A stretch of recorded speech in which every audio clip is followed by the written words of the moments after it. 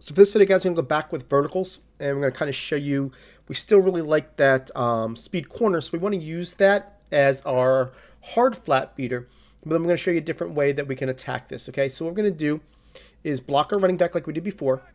We're going to motion the Y over to the right, okay? But we want to make sure that we motion him right this time, not left to go right. I know that's confusing, but you've watched this, motion him right, and he's going to go all the way out there. See how he doesn't stop next to the tight end? And then we're just going to put the X on an N. So it's going to look like this.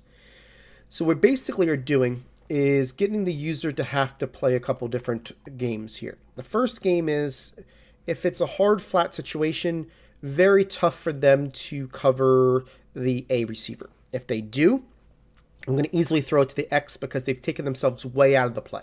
So watch what happens here. Hard flats, A goes over there. You can see that he doesn't need really anything over there, and we're good to go, right?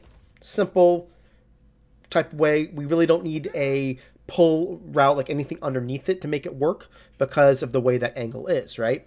So here it is. So then let's say he does go over out that way. And then what we're going to do is we're basically going to make sure that we make them pay for that by hitting this X receiver. So here's a hard flat.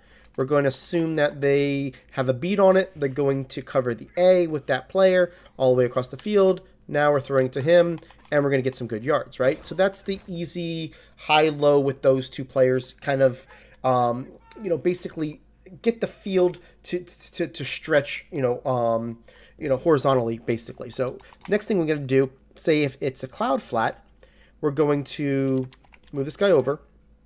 We're going to put the X on the in, and we're really going to work this BX receiver, okay?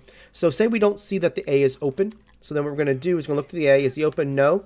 Now we're going to wait for this B route. Then he's going to be able to get open over this little spot right there, right? If he goes ahead and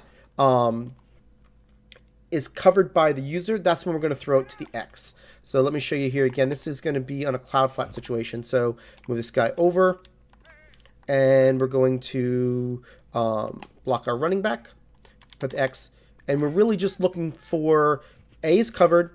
Do we have enough time to get it to B? If not, we're throwing it underneath the X, right? It's just one of those easy dump-offs.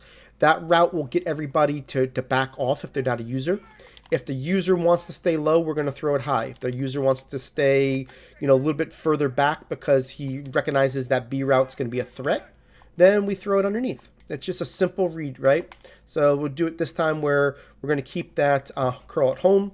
It's basically looking at this. A is not open. X isn't open. All right, let's throw it to this B receiver.